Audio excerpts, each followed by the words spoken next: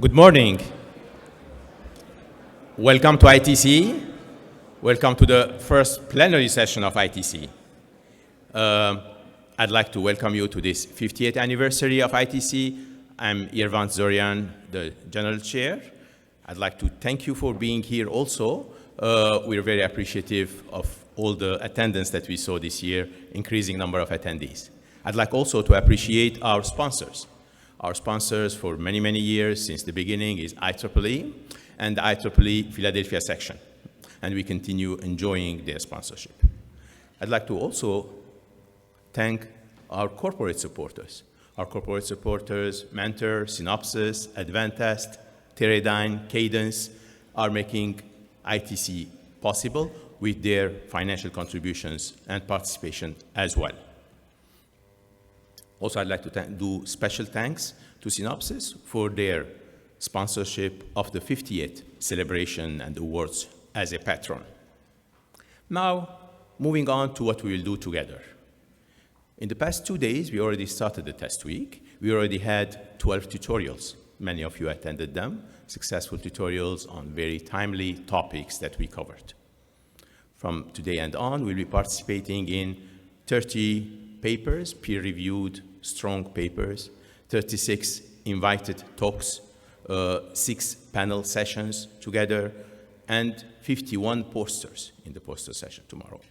We'll be also going to the exhibition floor, which will open at 10:30 this morning, and we'll enjoy the exhibition together, along with the corporate forum, where the exhibiting corporations will be doing their presentations in parallel. Now, that goes on again during these 3 days, the exhibition and the papers. For the last part, Thursday, Friday, we do have the workshops. We do have 3 workshops coming up, and those workshops are still open for you to participate in, to register for, and let me remind you what they are in case you haven't registered yet. The first one is on automotive reliability and test, the Aart workshop. It's the 4th time that we are doing, a very successful one in the past 3 editions of it, and we expect the same this year. Another new workshop that we start this year is called Robust Trustworthy Machine Learning. Okay? Robust and Trustworthy Machine Learning combines security and machine learning together. It's for the first time, and it will be quite attractive as well. A third workshop is also for the first time this year here. It's the one on emerging memory technology, design, and test. All these emerging memories that are coming up, we'll be able to cover them together in this. So as you remember, they start Thursday afternoon and they finish Friday afternoon. Now, this year is the 50th anniversary of ITC, and we're happy with that. For that, we have added additional components to our classical ITC. What we saw so far is the classical ITC that we do every year. This year, we added 6 visionary talks. For the first time, we have visionary talks at each one of our 6 plenary sessions. We'll have one visionary person joining us and sharing her vision with us. We do have 6 keynoters as well. Again, 1 per plenary session. Again, we augmented the keynotes. We used to have 2 in the past, and now we have 6 of them this year. We're hosting Global Test Forum. I'll talk more about it later on. Let's keep it secret for the moment. We have done last evening the VC pitch tank, a very interesting interface between VCs and innovative idea holders, small companies, and it went very well. We'll give you the results also as we move forward. We have 6 Sky Talks embedded in the program. Sky Talks are mini keynotes inserted into sessions. Please look for them in your program as well. And these are new too.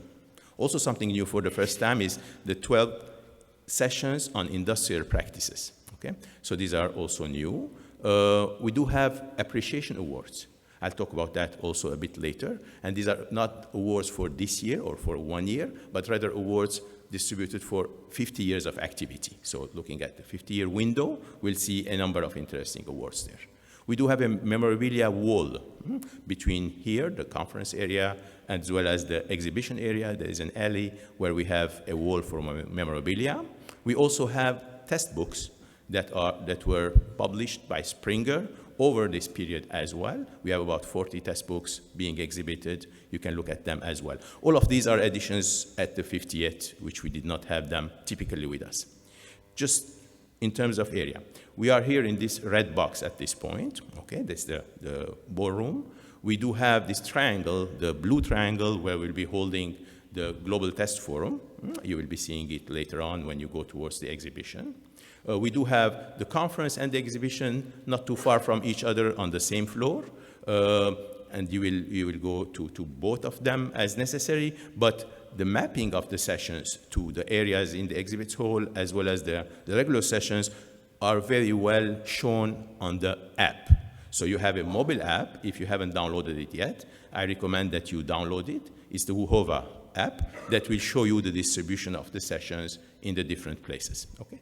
This mobile app is a possibility for us also to engage, to interact. You can send each other notes, emails, create groups, upload photos, doing various activities, among which we'll be looking for the best photo of the conference, and there's an award for that.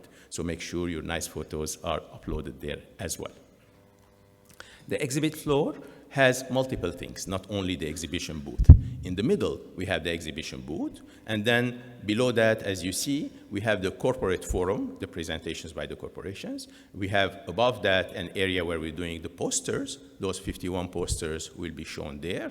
And finally, we have lunch served also on the exhibition floor. So all 3 days we'll have the lunch, again, in the same area. So the exhibition floor is hosting a number of activities with us. The exhibition floor will be open starting 10:30 today, and all 3 days with different time intervals. Please make sure you check your app or your booklet for the times. Of course, the lunch is going to be served there as well. Now, to communicate with each other and to communicate with the rest of our community, which is not here today, unfortunately, some of them, we can use our social media. Our social media is provided to us on the website, through the app as well, Facebook, LinkedIn, Twitter, and so on. So please take advantage of it and try to communicate. We will be broadcasting some of our talks live broadcasted via Facebook. We also have tweets going on during the talks as well. So that is the extension of our auditorium here, if you want. With that, I will stop about the information part, and I will go to the first keynoter of ITC. The first keynoter of the plenary session is Mike Campbell. Mike has been with us in the past. Several years ago, he gave a very good keynote at ITC. We are very pleased to host him at the 50th ITC again. He is the Senior Vice President of Engineering of Qualcomm. Mike has been responsible for product and test automation, failure analysis, and yield, a wide range of activities under product engineering and test. Now, since '96, Mike has been with Qualcomm through this set of activities. He has helped also Qualcomm in establishing different centers, establishing a design office in Bangalore, establishing design and test development center in Singapore, and a development facility in Taiwan. So that's expanding Qualcomm's global presence, I assume. Now, currently, he's concentrating on impacting TTM, impacting the quality of test that is, and also in adopting machine learning techniques for the new solutions in yield engineering. Mike, please.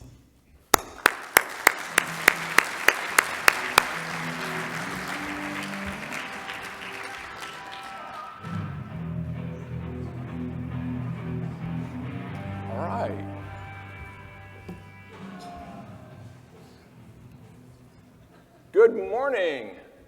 I fear that I'm going to be the least of your speakers today. Aart de Geus is following me, and if you haven't ever heard Aart talk, he can turn mountains into molehills and then spin them into gold. So hang on to your seats because he's coming next. I'm going to talk to you about structural tests, functional tests, and a whole bunch of other things in the test world and why they really matter to you and things that I think we need to do in the industry.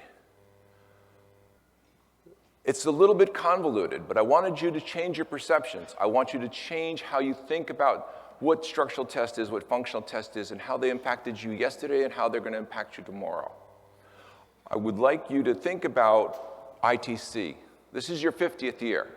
You all should be grabbing each other and hugging because 50 years is a long time. Whether it's a marriage or industry or technology, we've continuously evolved this thing we call test since the 60s.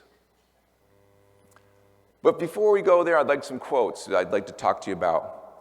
First, I'm going to paraphrase this one. It's always good to remember where you were because you should pat yourself on your back and congratulate yourself. That tells you where you were and where you should be going.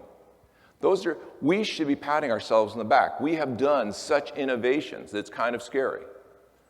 But knowing where you are is one thing, but staying there, stagnant, is suicide. So please, let's not commit suicide. Let's change this industry.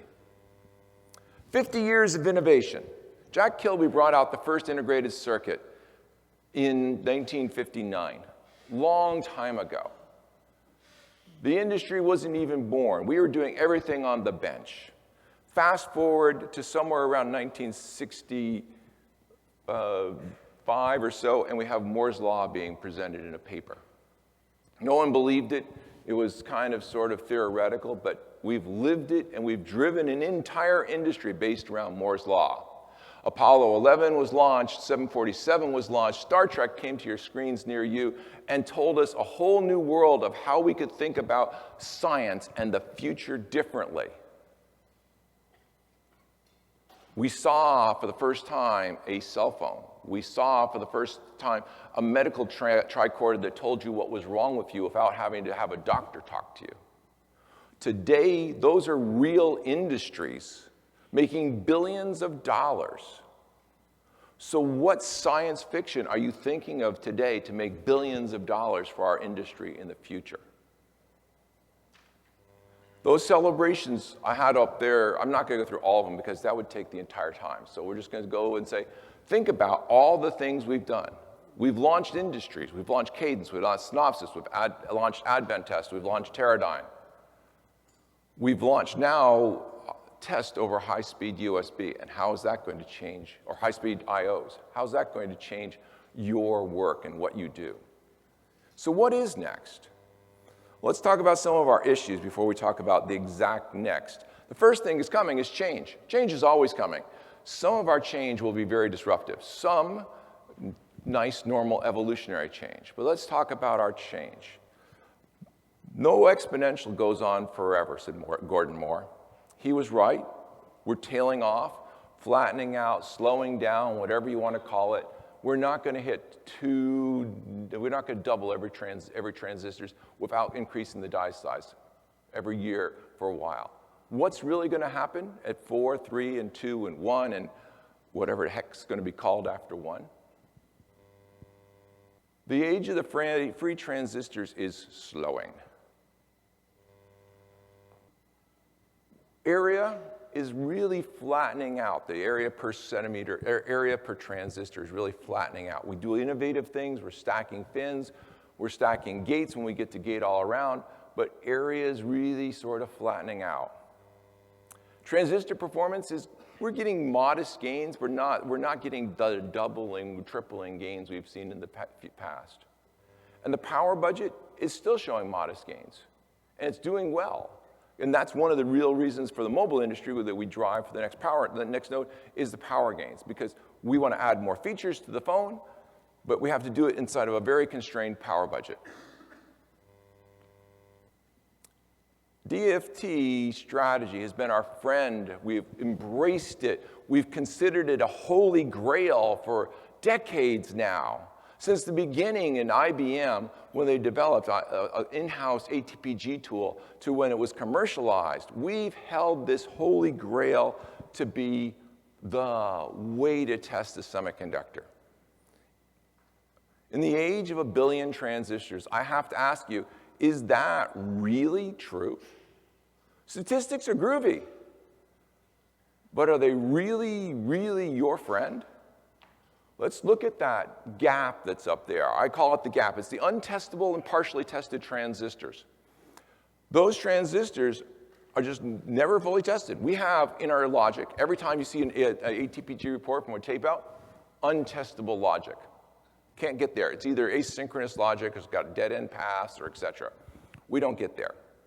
And then we go to 99.4% coverage. That is world class. But that means 0.6% of the logic's not really tested. And 0.6 of a billion transistors is a heck of a lot of transistors. And then there's other things, it's like it's analog, that are also preventing us from really testing. That gap continues to grow. What are we doing about the gap? Well, we can add more tests, and we add more tests, and we add more tests. And we can do advanced fault models, and we can do all that. And we can add system-level testing.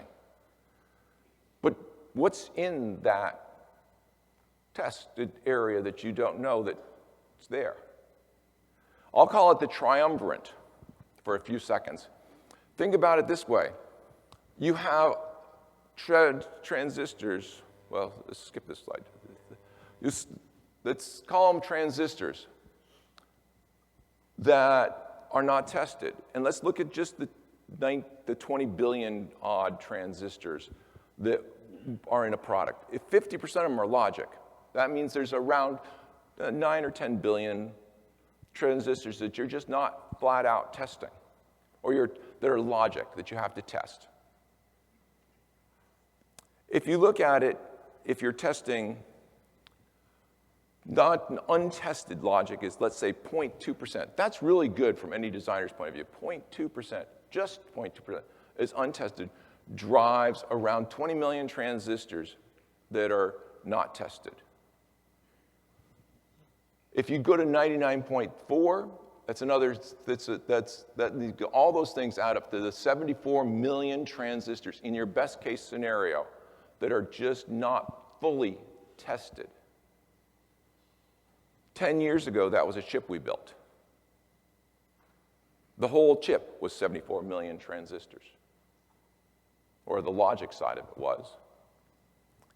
If you say worst case, and maybe this isn't worst case, but let's just say it is, that 2% of your transistors are untestable, that you still use 99.4, but you're only driving an 85% TDF level, you end up with 344 million transistors that are not fully tested.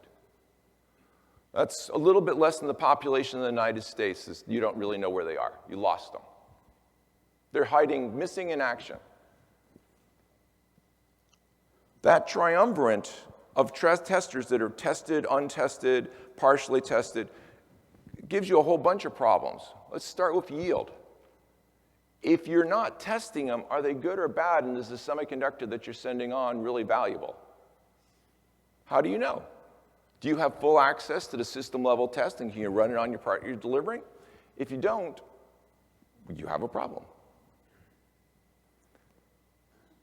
If they're there, but you don't really know what they are, how do you know that someone didn't insert malicious code into those untested transistors and that you're going to run some false algorithm when it gets to the system? So there's a security aspect of all this. And the third is just pride. If for nothing else, why, as an industry, do we ignore these lovely transistors? They're perfectly good most of the time. But we're ignoring them. They're sitting there gathering dust, supposedly doing stuff. Are they useless logic the designers stuck in there that we could really get rid of and compress our designs better? Or are they real and they're functionally required, but we have to find a way to fully validating the test of them? I skipped this slide because I decided to change how I was doing it. If you look at the gaps, we have gaps in the test mode between mission mode and real mode. We have 1% of the transistors. Anything over 99%, the area that you're going into really goes up almost exponentially. And there's a big difference between design for test and design for the system. The system runs everything differently. It's got a different, much more complex interaction between the power domains. So your complexity of how the power domains work. And we don't know how to do that at the transistor level on the testers because we don't know what the system software is going to look like. Therein lies another problem. If you don't know what the system software is going to look like, are you really testing it properly for the product? So change is coming. We have issues.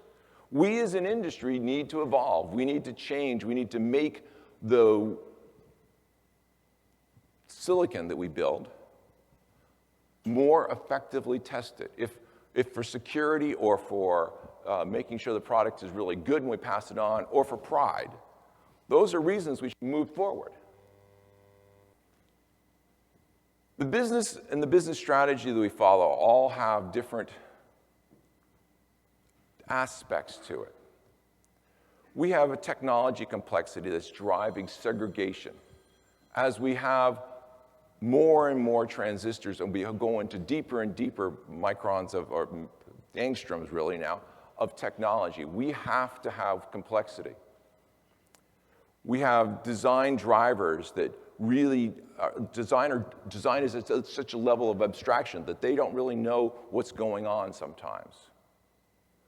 We have DFT coverage holes that are just leaving blanks in our coverage and our quality. We have increasing gaps between the disciplines. Hey, I'm a test engineer. For what? Analog. Oh, you're a designer for digital. Oh, we don't even speak the same language. We have no commonality that we can communicate and bridge some of these gaps. We have business segregations. We have the IDMs and we have the fabless models. They don't talk to each other. They certainly don't talk as well to each other as we talk to them. We have people who can design chips, who are IP houses. We can design chip houses, and we can have contract designers. If you're a contract designer, do you know what you're supposed to be designing to? You've been given a spec. You're achieving the spec. Is it the most efficient? Well, how do we check that? There's no checker for efficiency of design. We have 3D ICs, or heterogeneous integration, that's coming. How are we going to test heterogeneous integration? Heterogeneous integration, it's a great way to cheat Moore's law, but how are you going to really effectively test it if you're truly doing heterogeneous integration and you don't have I/O pads on every chip? You just have chip-to-chip pads. So change has to occur, and that change, I'll claim, is based around common goals for good products going to our marketplace, for secure products going to the marketplace, for products that are delivering the value proposition that we promise ourselves and we promise our customers. That collaboration model works through the designers, the packaging, the test, and the system software people, so that we know how to measure the value from each and how to test the value from each. Let's talk a little bit about the EDA industry. We need ultra-high precisions for diagnostics. Why? Because, well, we now need to get down to 5 nanometer technology, which means we have to be able to find exactly where it is really fast to be able to do yield learning. Because the wafers in 5 nanometers, if you haven't bought one yet, well, go buy your second car and you might be able to afford one wafer. It's kind of expensive. We have to improve testability so that we can cover that gap. Today we know what the gap is. Where is it? Where are those transistors? Which cores are they in? Can you account for them? Are they part of the design? Can you truly say that no transistor or no function in those transistors is erroneous or malicious? We need tools that both close the gap and secure the gap. Designers love asynchronous logic. Designers love dead-end paths. Designers love a whole bunch of things that don't make it truly testable. Are there ways we can build tools that address or optimize those paths? I want reversible scan chains. I know that's a very silly thing to ask for, but I want a reversible and bidirectional scan chain. Why? Because if I scan it this way, I hit a block. And yes, I can scan out the results, but I've scanned out a fault that's 6,000 transistors long. Why can't I scan it back the other way and find out exactly by locational where that fault is? We have to have pattern recognition for software stacks. And I know that's not really part of the EDA industry's mission, but if we don't know how a software stack is working, how do we ensure that we can get effective testing on the semiconductor at the system level? Today, each company builds their own software stack and they toss it on top of the chip, and the chip fails. Okay, now can I make it fail on the bench? Sometimes yes, sometimes no. Can I make it fail on the ATE? Sometimes yes, sometimes no. Can the designers, through a lot of work, sometimes simulate it? Maybe. We have to find a way of partnering with our customers to scan their software and look for transistor activity or patterns that excite the transistors or the voltage domains and the timing domains, such that we really can figure out what it's stressing so we can know how more effectively to test the semiconductor. Yes, that's post you built the semiconductor, but the goal has to be to deliver good semiconductors and maximize manufacturing throughput at your customer's site.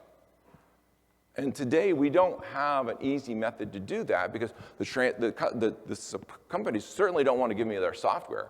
God forbid I might learn something. But I don't want to learn anything about their secrets. I do want to know how to test my semiconductor more effectively. Some of you may know how to do this. If you do, if you'd be willing to share, I'd like to talk to you, because I certainly don't know how to do it effectively. I can run regression analysis from hell and high water to make the parts fail sooner or later with system software. Sometimes 24 hours, sometimes 96, sometimes 15 days.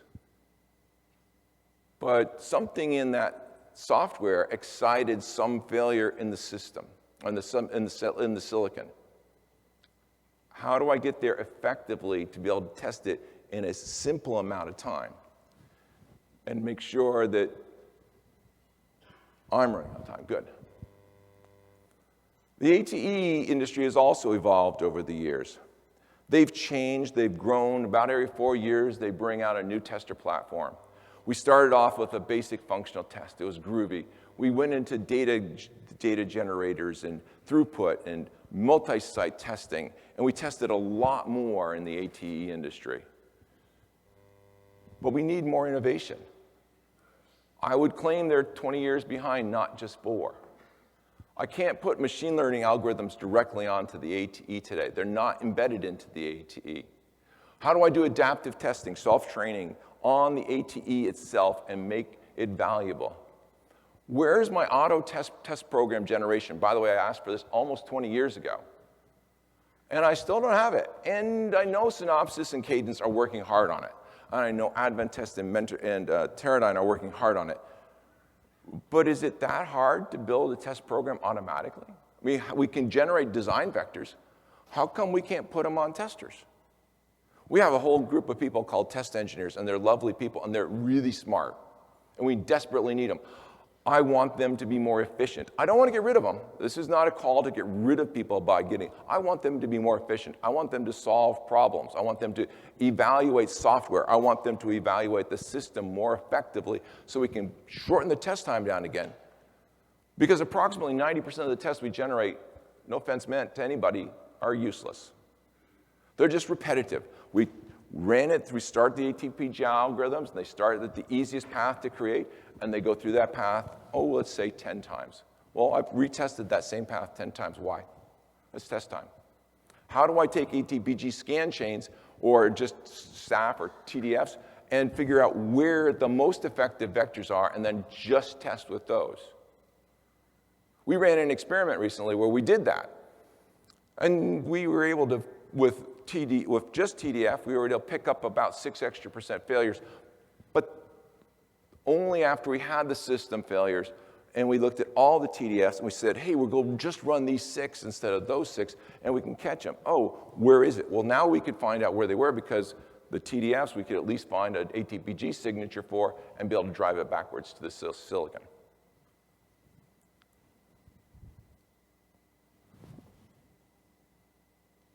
Sorry, my timer stopped. Oh, good. So the ATE industry is evolving and changing, but it doesn't necessarily mean it's changing fast enough. We need all these things. We have really good testers. We have really high volume system level testers that are available to us if you want to run 100%. It's expensive as hell, but okay, fine. If that's what you need to do, you can do it now.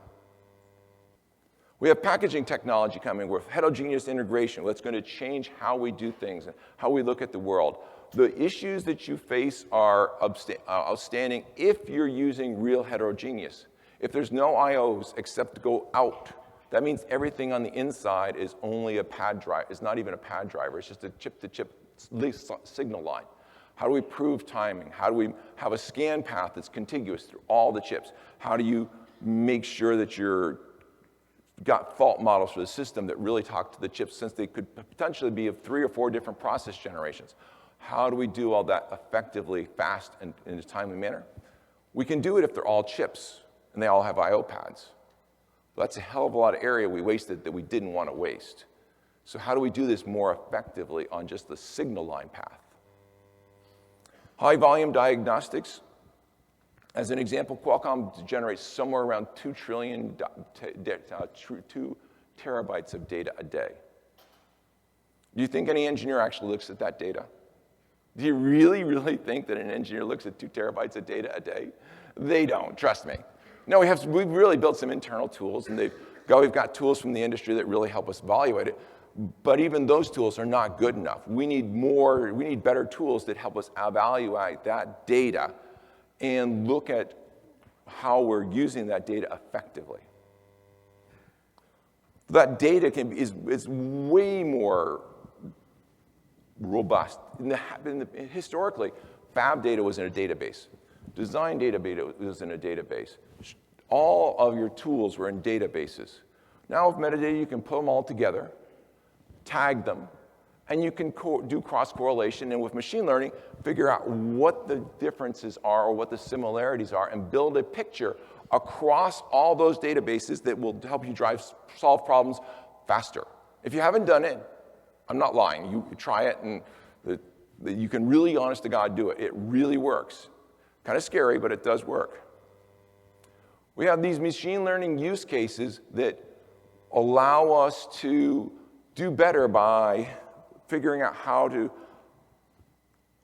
test the right test. So if you just do a low voltage scan and you find a failure, everything else is a failure. What if you by adaptive learning on the fly with machine learning, you test, oh, I've got a fault. Oh, now I've flipped to high voltage. I test the rest of the scan chain. If it passes, I now can find out where the fault is. I'd still prefer reversible scan chains, but okay, fine, it works. I can do yield learning and predictive analysis. I can do automatic characterization. My team can. Let me rephrase that. Sorry, Sergio. My team can really drive for improved outlier detection and reduce yield that's from the standard tools kills 6% more than you can optimize out. You can do automatic lot dispositioning, and you can do lean test coverage models, because not all chips are equal. They don't all have to be tested the same, but you have to know how to evaluate that, and that is something you have to do on the fly, and that is what machine learning can do for you. Moore's Law is coming. Change is coming. Moore's Law is flattening out. We have to step up in the test world to be able to figure out how to take care of this. Heterogeneous integration is coming. We have to embrace it. How are we going to test it? Who's going to test it? Next generation tools, the EDA, DFT, data, test, industry 2.0 are needed. We need some revolutionary, radical tools that will change how we do tests and how we integrate. I have 1 minute. We have machine learning now as a functional requirement. A fundamental requirement of test engineers, actually engineers everywhere. If you haven't picked up a book on Python or one of the other tools for machine learning and you don't know it, your career can progress. I will tell you, you can double your career path if you learn it. You don't have to become a machine learning designer to design the silicon, but the users will develop tools that find problems faster and make their career become starlight. So we have our traditional test. We've always known how to do error detection, pass and fail, and parametric data. We have today's test, which I consider to have machine learning in it, by the way, already. We need to evolve to intelligent test, where we can link in the system's problems and figure out how to take the system software, profile it, and make that test come back to the silicon early in the development life cycle so we can test out the defects and improve the silicon we deliver to customers. So, as I said, change is coming. Are you ready?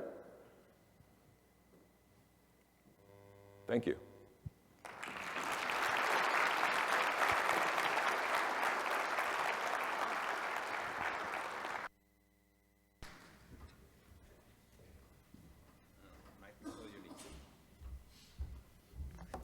Mike, before you leave, I have a plaque for you. Thanks a lot for the excellent talk. It was very illuminating. Hopefully it was good enough for the audience. Hopefully it warmed everybody up for Aart. I'm sure there are many, many questions, but you will receive them during the break, I think, because our time is not meant for questions, but wait for a second. I have a plaque to thank Mike for being with us today. It's not a traditional plaque. It's a special plaque. It's a piece of art. It's an illuminated manuscript because of his illuminating ideas. Same way that was done in the Middle Ages by the monks in the monasteries in Armenia. So it's specially made for you. I can read it and translate it. Okay. It says, we congratulate Mike Campbell for his contribution to ITC, to the 50th anniversary, Washington 2019. So it's a challenge. You may want to read the characters later. What language is it in? Armenian? It's in Armenian. Oh, okay. Thank you very much. You're welcome. Thank you. Yeah, it was delivered yesterday, hand-delivered from Armenia. Now, moving on, we're going to see a little bit more about the program, some depth about the program. I'd like to invite the program chair, Mike Tehranipur, to help us with that. Mark.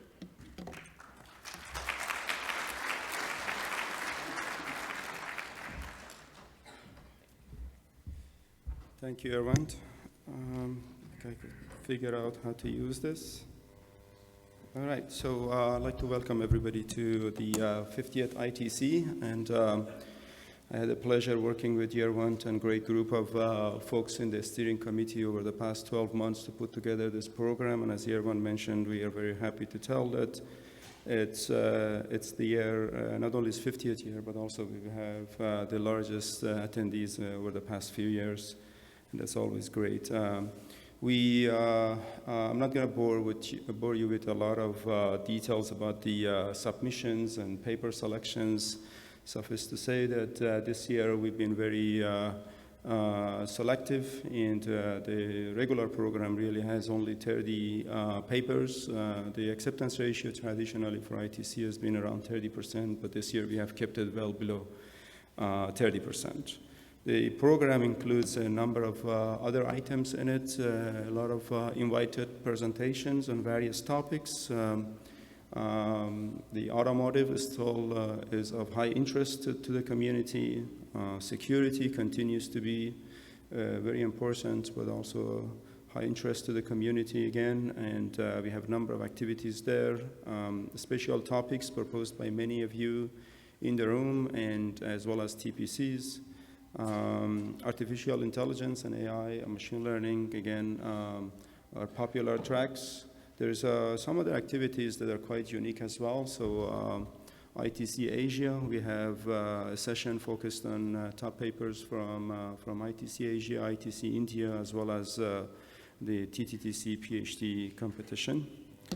If you look at the booklet that you received, right in the middle of the booklet, there's a summary of the program. The program actually started on Sunday with a lot of activities, mostly focused on tutorial. Monday, again, tutorial. Year1 mentioned about the unique panel that we had yesterday, which was a Shark Tank style panel. We brought 4 VCs with their check and cash in hand to select a number of a pitch that was made by small businesses, students and faculty who were interested in building their own businesses around the technologies that they developed. And so far the feedback has been very positive, and sounds like a lot of folks in the room, they wanted it to hopefully attend and take part next year. The regular program starts this afternoon with a keynote by Serge Leaf at 1 p.m., followed by a number of sessions and activities, and then continues Wednesday and Thursday as well.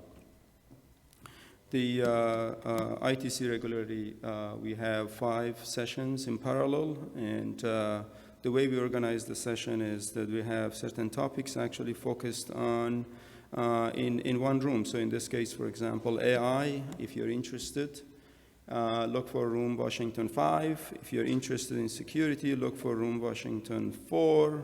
If you're interested in automotive, I'm corrected, Washington 3. And if you're interested in automotive, look for room Washington 4. So that way you won't be looking at the program all the time for every talk, or when you move around between the talks, you kind of know where that session might be, as long as you know what topics you're interested in.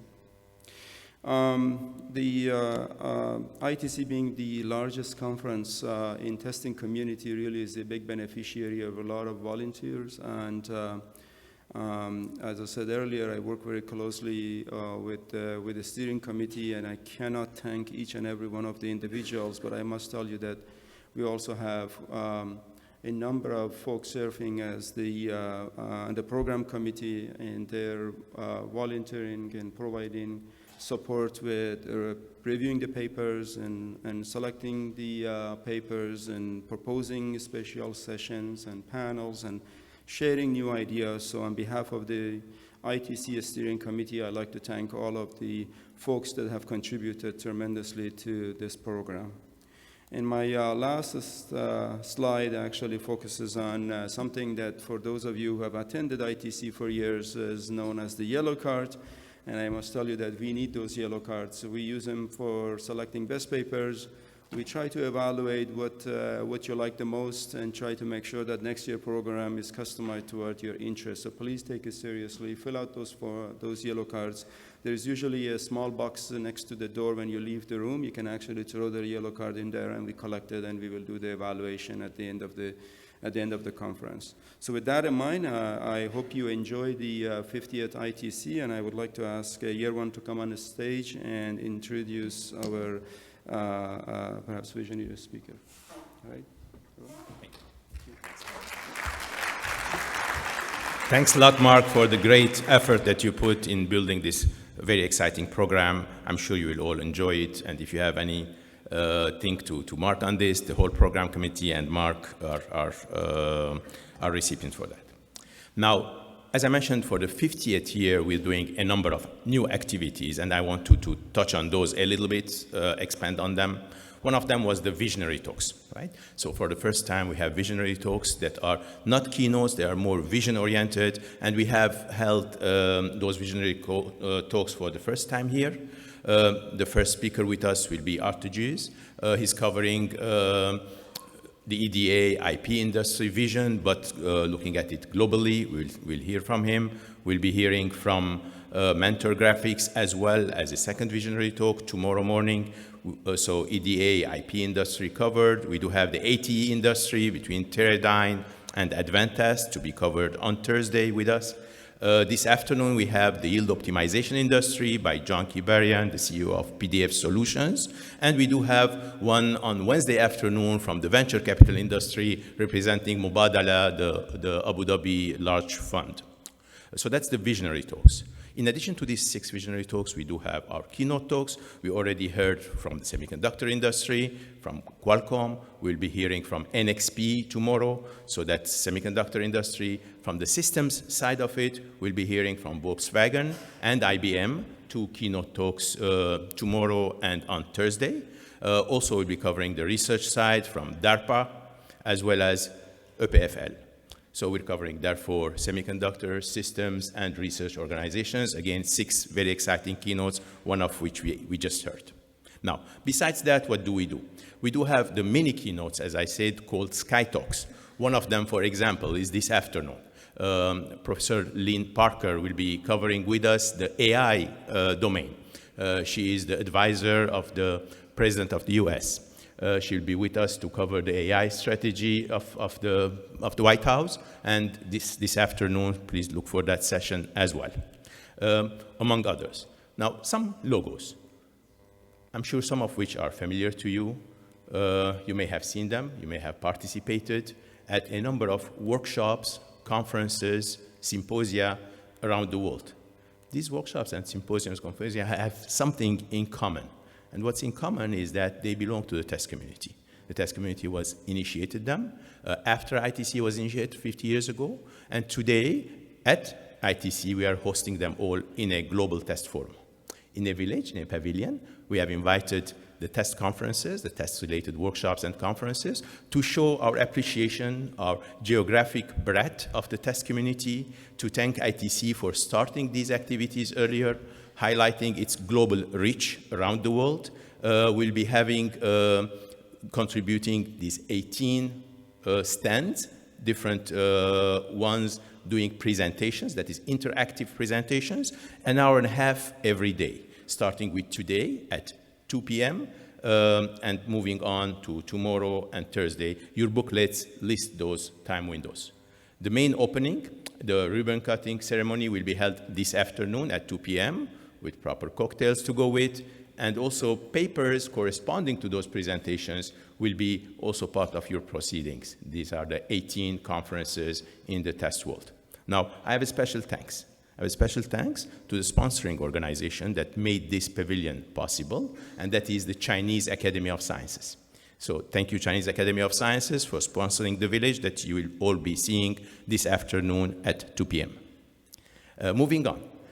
We do have also on the exhibition floor, besides the Global Test Forum in the atrium, so we have one inside, and that is a very interesting effort, a provenance challenge for the microelectronics supply chain. It's in the domain of security. We collaborated in this case with the Air Force. So collaboration with Air Force, we have 3 stands, 3 participating organizations. We have 4 sponsors, as you see here, and this is a competition that will be held over the 3 days, and I'd encourage you to go and stop by the stand and do see the large number of participants in this competition on security. Again, another novel thing that we are doing, we are appreciating our contributors, our authors, exhibitors, volunteers, sponsors. They are all contributed to the 50 years of ITC so far. So what are we celebrating? In the following plenary sessions, I'll be announcing, or we'll be seeing together, several authors of high contribution.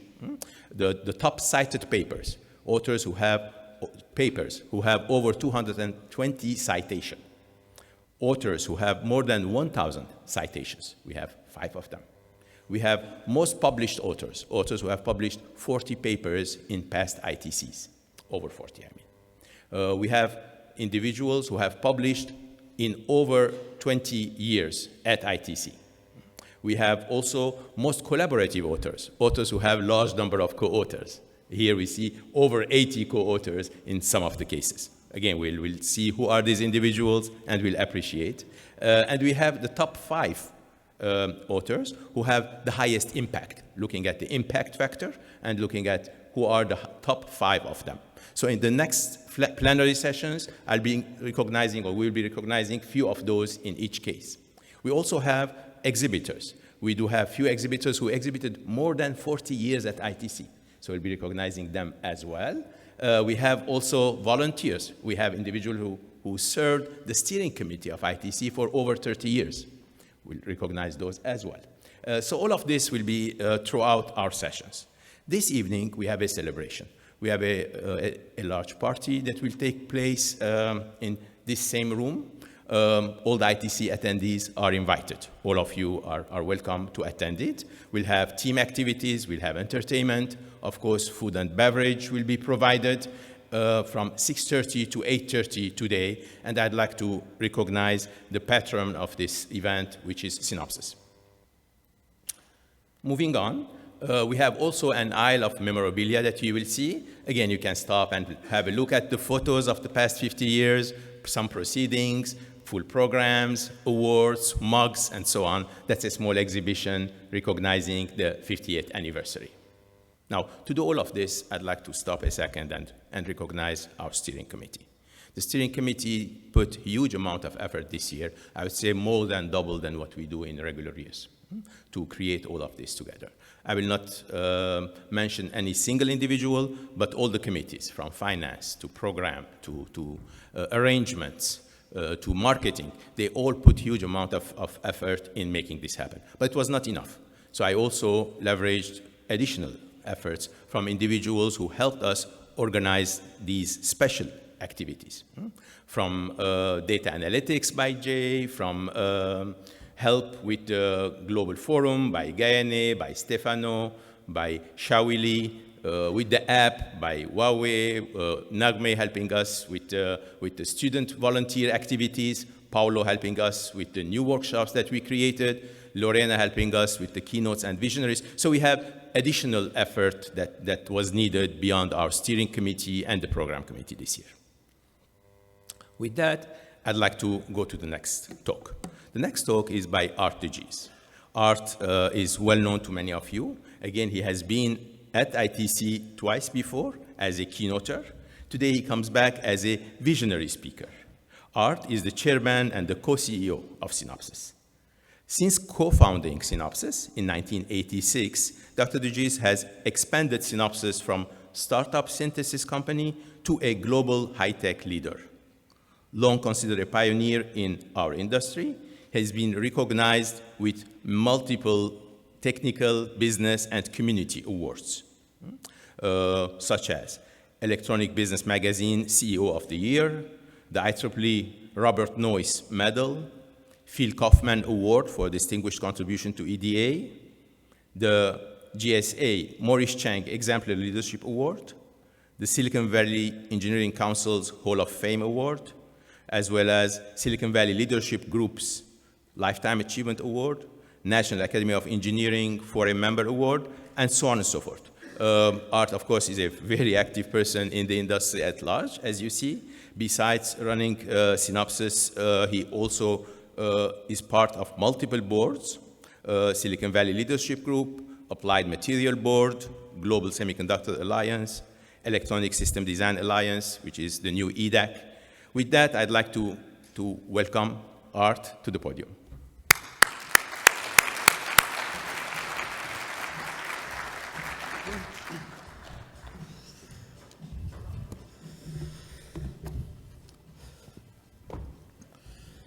So, 1969, 50 years ago, three seminal events anchored that year. One, of course, the first International Test Conference, the birth of a systematic discipline for test. It changed chips and electronics forever.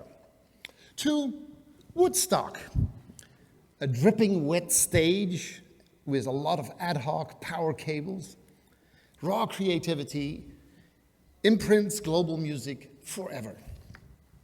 Three, trip to the moon, the most diligent manual testing ever.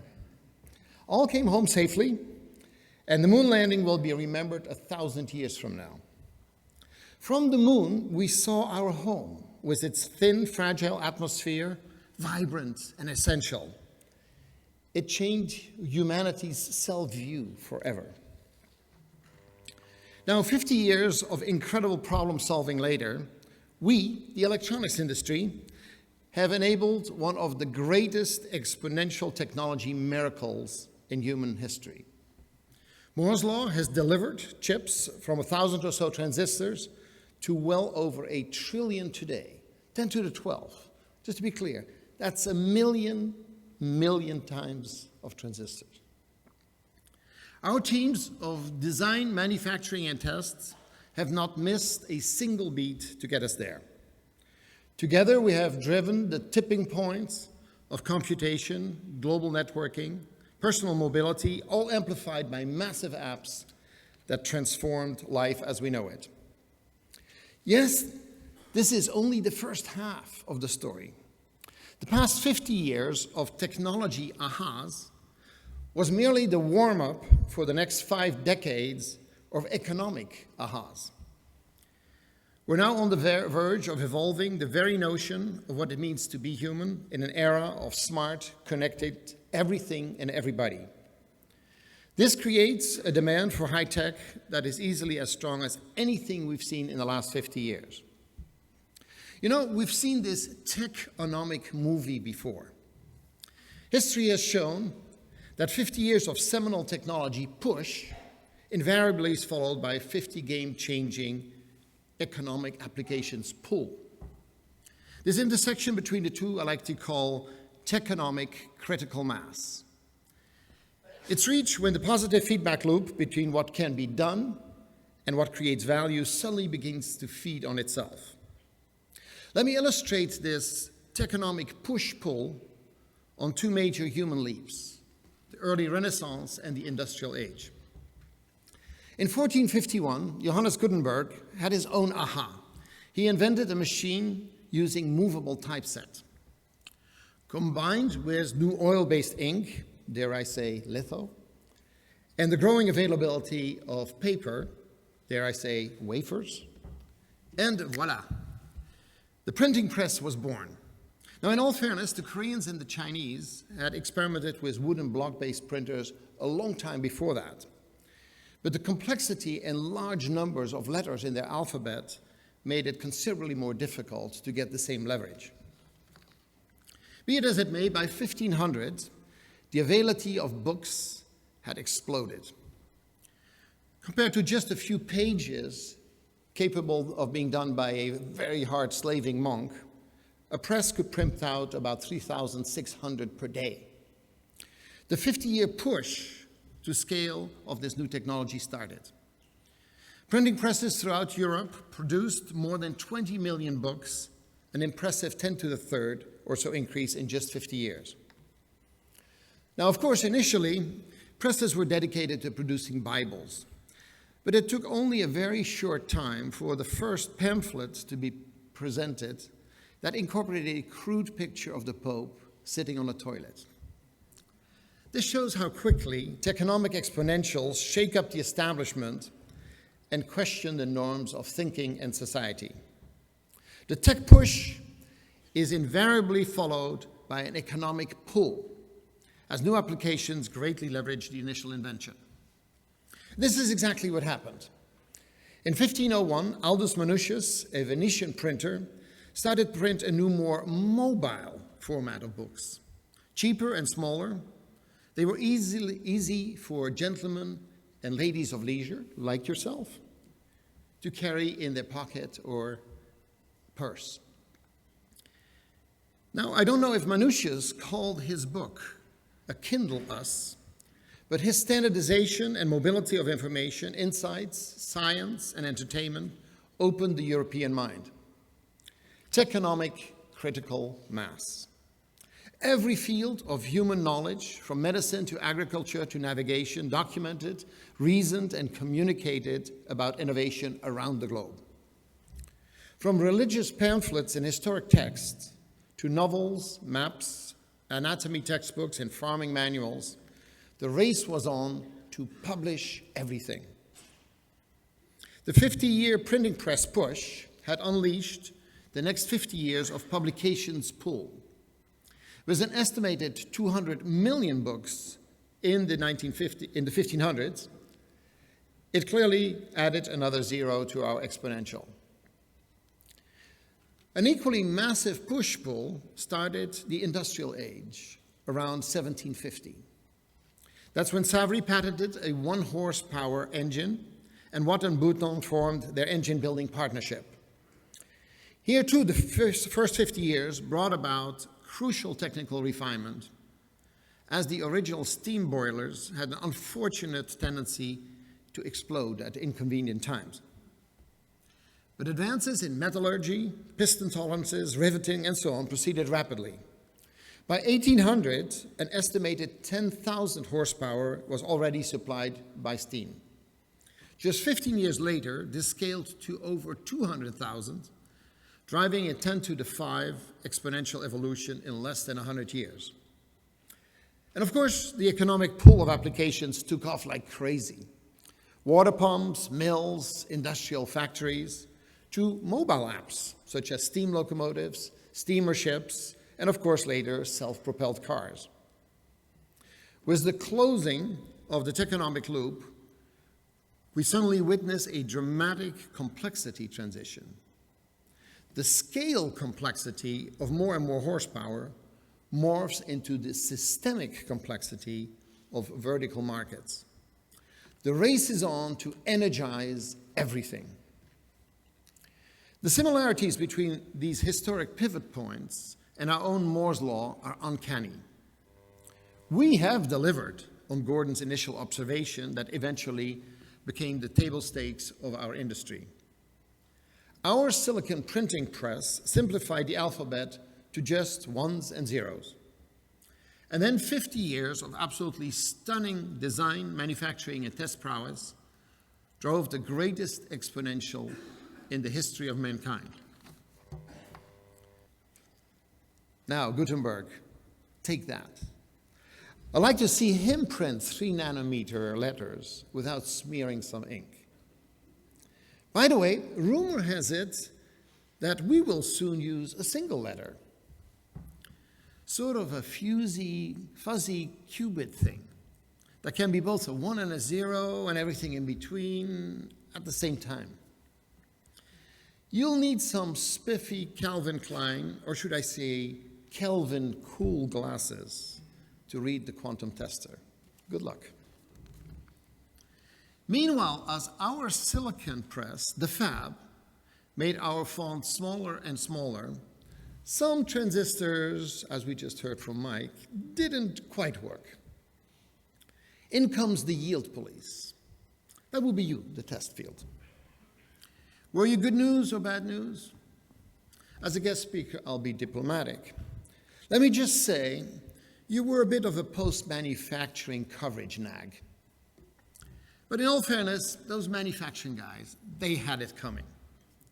Smoking in the fab, random defects everywhere. You nailed them. You managed to turn manufacturing into a bunch of cleanliness Howard Hughes. It was for their own good, but it worked. But I have to confess, as a design automation guy, initially, test was sort of a pain. All these controllability and observability aspirations, not helpful. And then the mother of them all. On our superbly area and performance optimized layout, you want to throw some touch everything, time my design and not scan chain? Make my day, test punks. But we and I did grow up. You developed test compression, BIST and self-repair, hierarchical SOC tests, all the way to the ability to detect faulty chips in a driving car and come to the right corrective action. Hats off to you. In fact, the test field is moving from scale complexity to systemic complexity. For highly interconnected systems, the question is no longer, can you test the parts? But can you identify the overall dangers? Hardware and software, electronics and mechanics, soon interfaced electronically with the human body and brain. Please test that it works and is safe and secure and reliable. System testing guaranteed full employment for the next 50 years. The continuous push down to more advanced nodes has massively advanced computation. This, in turn, is massively empowering new software, driving a feedback loop of great consequences. We use the most advanced computers to design the very chips that go into the most advanced computers to design the very chips, and so on. It's like the great Escher drawing, showing 2 hands drawing each other in circular motion. That's techonomic critical mass. And then we suddenly see it, the killer app that will change everything. Machine learning is here, artificial intelligence is on the horizon. The semiconductor push-pull is now spawning the age of smart everything. In the computer versus brain competition, human superiority in both chess and the Go game have bitten the dust. Yesterday's science fiction of autonomous cars will substantially be reality before 2030. AI may soon replace your mother, except your mother is a 12-watt genius. Even a simple machine learning algorithm easily consumes 1,000 times that. So AI has become our next 50-year ambition. On the horizon, mimicking the human brain is the ultimate app. So if you were a machine learning algorithm, you have only one wish in life. Give me way, way, way more compute. How much more? 2x more? 10x more? Nah, 100,000 to 10,000x more. And way less power. That's going to be a challenge for Moore's Law. Now, I saw it right there. You're thinking, did he just say Moore's Law is dead? No, no, no, no, no. You were thinking technology push. We've crossed that bridge. We're in applications pool now. Let's put it in perspective. The semiconductor market has grown to $500 billion. Meanwhile, global GDP runs at about $85 trillion per year. If smart everything in every vertical market, health, transportation, agriculture, energy, you name it, if it brings 10% efficiency or new opportunities, that's the equivalent of $8.5 trillion of GDP pressure to move us forward. With that kind of money, we can be pretty inventive. Now, I had heard this Moore's Law death thing all the way back to my undergrad days. A panel of top semi-leaders forecasted two things. Electronics is going to be big, and 1 micron is the ultimate limit. Then at 130 nanometer, copper diffuses like crazy and shorts everything. It'll never work. At 22 nanometer, FinFETs, skinny, fragile manufacturing nightmares. It'll never work. Forget it. 4 nanometer, gate-all-around nanotubes, delusional science fiction. We're doing all of it. Sure, it is getting harder. Squeezing 100x speed and lower power out of silicon looks impossible. Yet there is a way. Specialize the architectures to specific algorithms, not broad categories. In fact, right now, Synopsys supports well over 100 companies, all pioneering new architectures, and each of them, in their own words, are building the best AI chip ever. That's techonomic action, baby. Nonetheless, systemic complexity is, well, complex.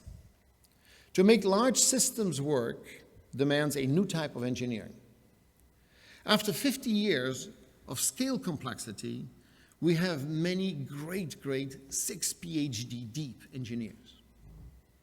Systemic complexity now requires 6 PhD wide engineers. To understand the whole picture, collaboration will be the success skill for the future. You know, we often say in English, success is the sum of our efforts. It is not. Success is the product of our efforts. A single zero, and we all get zero. Broad systemic and global collaboration determines the viability of future systems. If tests are not planned in during architectural design with a comprehensive understanding of the hidden dangers, it is hopeless. Now, it's encouraging to see test as a leadership field now. Design for test, which was so novel in the 90s, is now broadly practiced. EDA and test have become the industry's BFFs. Going forward, design and test must co-define expectations of success, not only for delivery, but for the full life cycle. The ability of interdisciplinary teams to monitor chips and systems for security breaches and safety failures is crucial to avoid systemic catastrophes. The real challenge, though, of big systems driving exponential growth is that often a key feedback loop is missing. A feedback loop that may not be all that important at the beginning of the exponential, but is critical as things start to take off. This void causes what we call unintended consequences. Just consider how mis- or overused antibiotics suddenly become the very training ground for superbugs to grow immune to treatment, a global danger. Take the immense connectivity of advanced networks, where the very connectivity is the greatest vulnerability to hacking and mischief.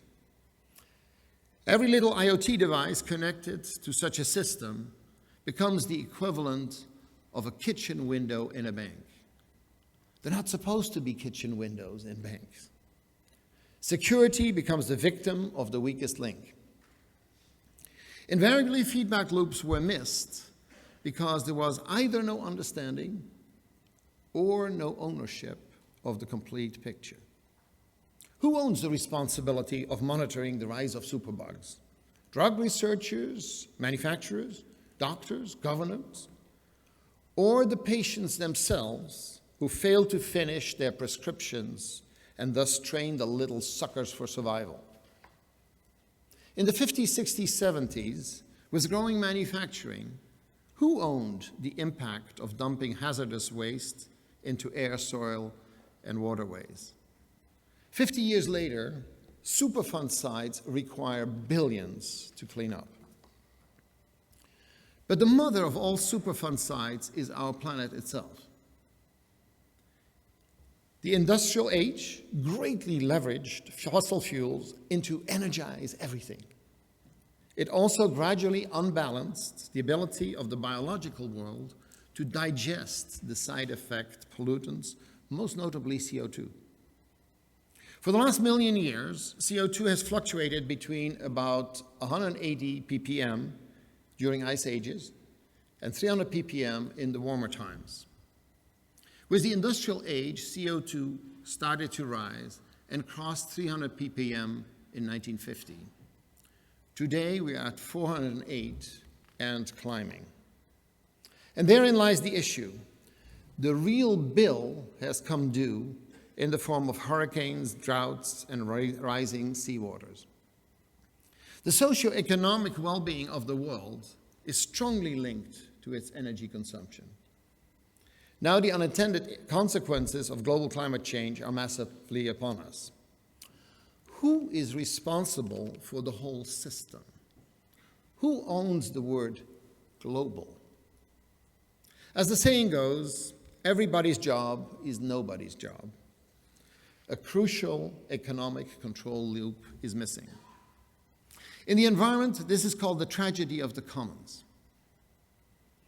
An apt name, as tragedies tends to see its heroes die. That would be us, humanity.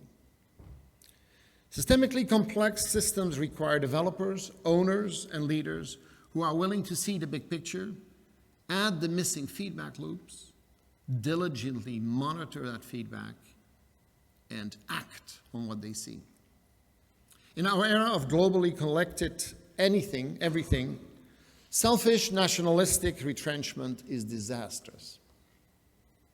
Why am I telling you this?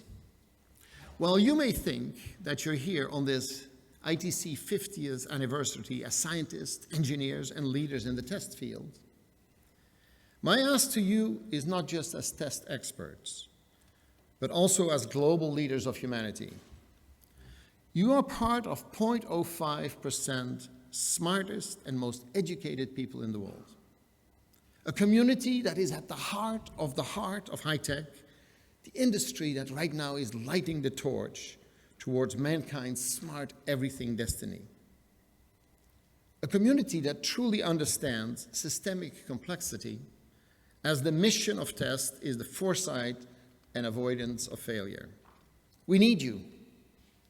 We're on the doorstep of both amazing technology impact and rapid decline of biodiversity and human habitat. A leader is a leader is a leader in our company, our university, our family, our community, our country, our world. Our imperative is that he or she who has the brains to understand should have the heart to help.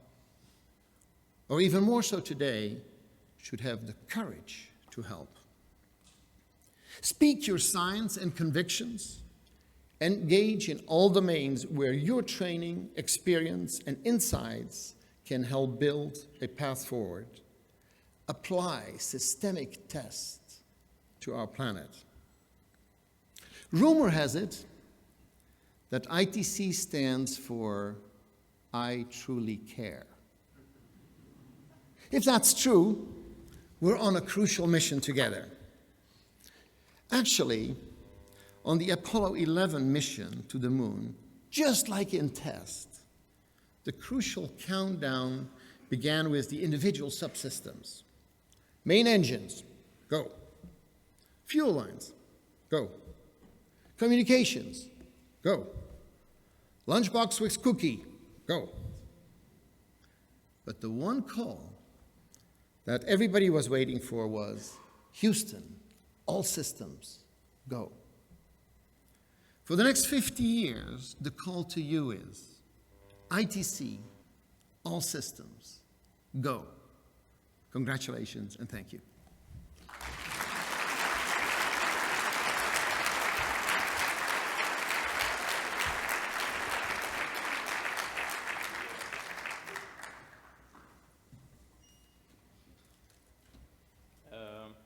Again, on behalf of ITC, we'd like to thank Aart and give him a piece of art. Thank you. Thank you. Pre-printed. Thank you.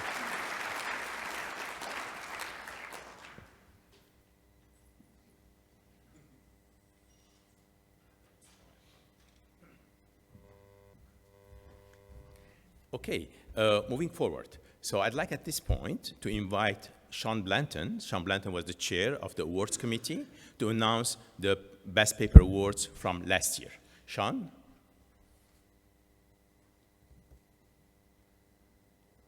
Or on behalf of Sean, Mark can do the same as well.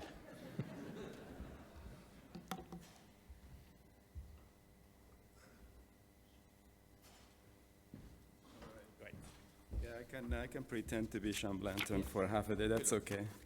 Well, let's start with thanking first Sean because he led the paper selection process. This is obviously a task that we take it very seriously. So he formed a committee, and the individuals that contributed to it are Ann Gallagher, Peter Maxwell, Jennifer Dorak, Jorgis Makris, and Bill Eklo.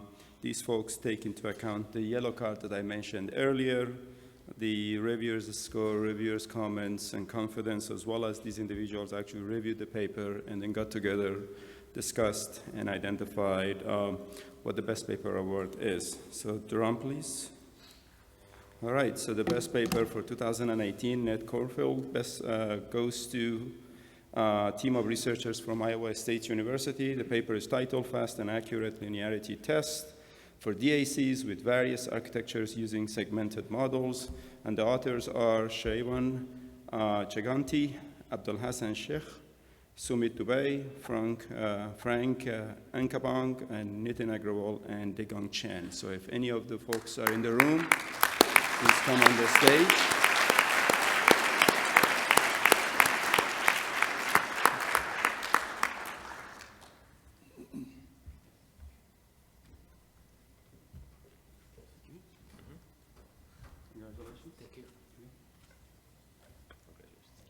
Any other questions here?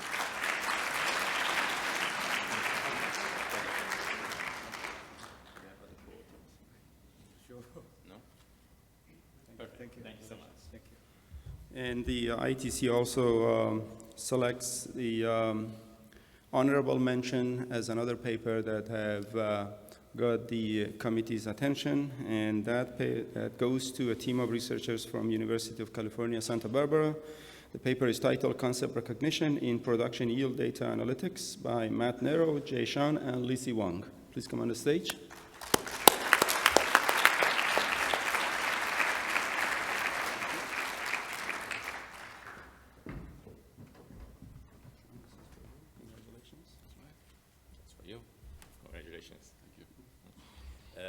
Okay, come here.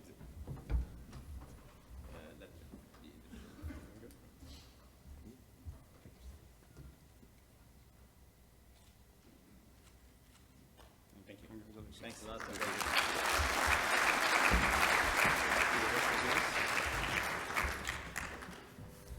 Okay, we do have a few more awards, and these are the TTC awards that we provide. And as you know, we have one award that is the highest level IEEE award dedicated to testing. That happens to be the Lifetime Contribution Medal. This is for a person who has made fundamental impact on the test technology, and we typically give it at the opening of ITC. We have a feature article about it in Design and Test, and this is based on nominations, of course, and you're invited to do nominations if you want, every year by July 15th. So this, for several years in the past, you have seen recipients of these awards that have been here with us and have received these awards. Many of those faces you're familiar with, some of them may not be perhaps, but these are the prominent people in the domain of test. They have received the Lifetime Contribution Medal for contributing to the test community.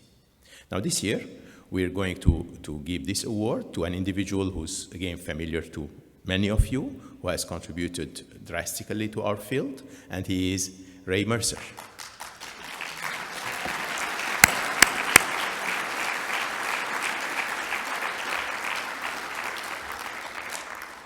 Ray has done his undergraduate at Texas Tech University first, and then his master's degree at Stanford, his PhD at UT Austin. Initially, he was part of the faculty of UT Austin for over 10 years, and then he became the chair holder and the professor at Texas A&M for, again, about 10 years. He has been a researcher in the CAD domain and in test technology for a long time, and he has contributed and collaborated with many people in the field. Ray has been very influential in his work. Many of you know his impactful work in the area of defect-oriented testing. He received Best Paper Awards from ITC, from DAC, from VTS over the years. He has been a fellow of IEEE since '94, and he has also been an NSF Presidential Young Investigator back in '86. He has been the program chair of ITC, so he contributed his volunteer work to our community, being a member of the steering committee of ITC from '87 to '93. Throughout that period, he also mentored many PhD students and masters, of course. Several of them among you here.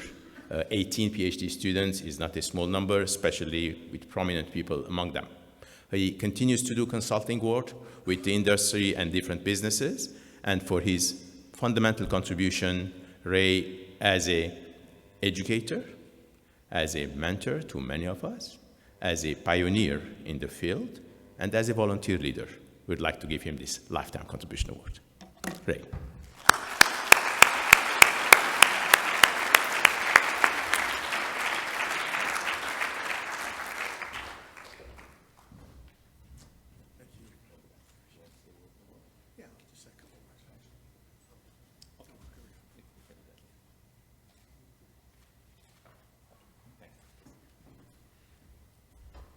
So, you know that a university professor never shuts up until the bell rings. So I want you to know they have bells. It's just about 3 sentences. The first thing is I'm very honored and very pleased to receive this award.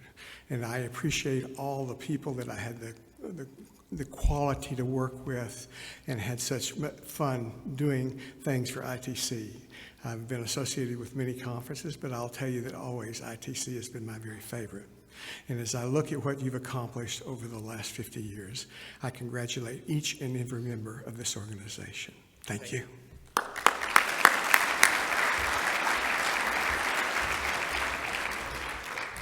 Okay, now having looked at the lifetime contribution, we can go to the awards that have to do with initial phases of our lives, young professionals. We have the Best Doctoral Thesis Award that you know of. It's an award named after Professor McCluskey. It's for the most impactful PhD thesis of the year in the domain of testing. As you know, we do the semifinals at different conferences around the world, at the European Test Symposium, VTS, Asian Test Symposium, Latin America. And then the semifinalists would come here and we do the finals here. So tomorrow we have the session where the competition will be happening, and the announcement of the winner of the year will be done on Thursday. So Thursday we'll come back with the winner of the year. Similarly, for a student award, we do have Student Service Award named after Jerry Gordon, and this Student Service Award goes to a person of that year who contributed the most to the test community. We have this award for the last 10 years. Again, it's based on nominations. So I'm pleased to announce this year's winner for the award, and that will be Jay. Jay Shan has done excellent work during the past 4 years for ITC. Jay, please come by.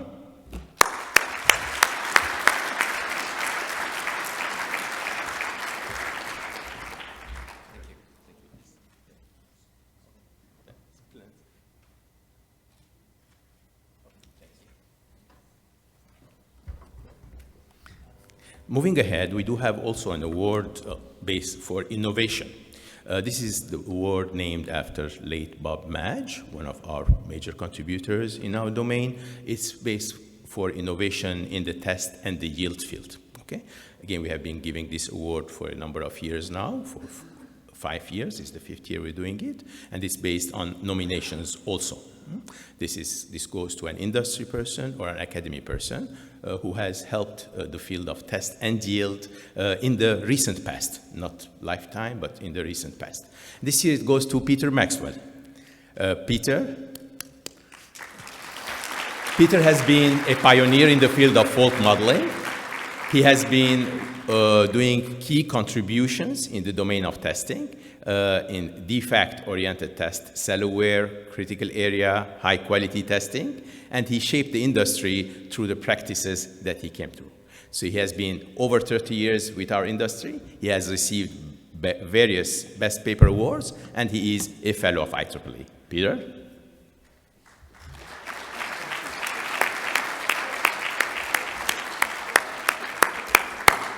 So the award is presented by Marianne Madge, the spouse of Bob Madge.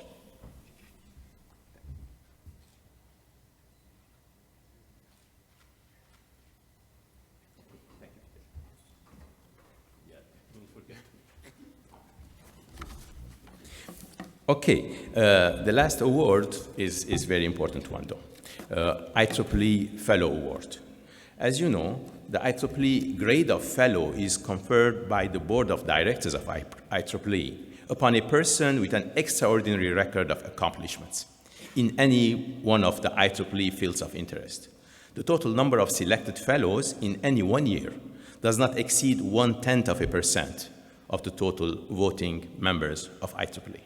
This year, we're privileged. We're privileged to have one of our prominent members of the test community receive an IEEE Fellow Award, and the person is Ann Gettiker.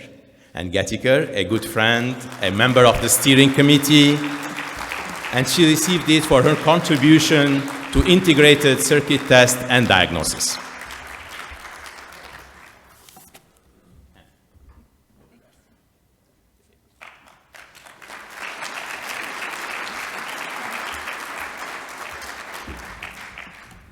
I encourage you also to all our senior members to try to become IEEE Fellows. We'll be more than happy to acknowledge you here at ITC or any other test conference. Now, moving on beyond this year. Of course, we're together till Friday, but from Friday on, we'll be preparing ourselves for the 51st ITC. And I'm pleased to announce the General Chair of next ITC, that is Peter Maxwell. Peter, congratulations again. What we see here is that ITC will be held again in Washington in the same hotel next year, November 1 to 5. In case you missed certain things, you'll be back here with us in Washington next year as well. Please note that the submission date are here for you, for abstracts, for PDF, and also I'm pleased to mention the program chair of next year, Jennifer Dworak.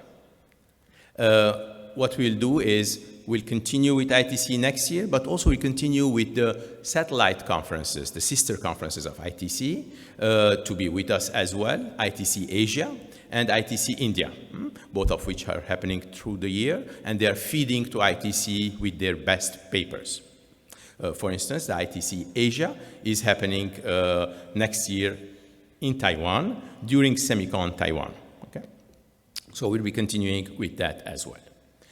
Final announcement, this year the Diamond sponsor is Mentor, and as a Diamond sponsor they have a sponsored session here in the same room at 10:15 with two very exciting speakers from Broadcom and Infineon. Meanwhile, we'll be going together to the exhibition hall. At 10:30 the exhibition is opening. We'll be back here at 1 o'clock for the second plenary session, and at 2 o'clock we'll go together to the global forum for the rest. Meanwhile, I'd like to congratulate you again. Thank you.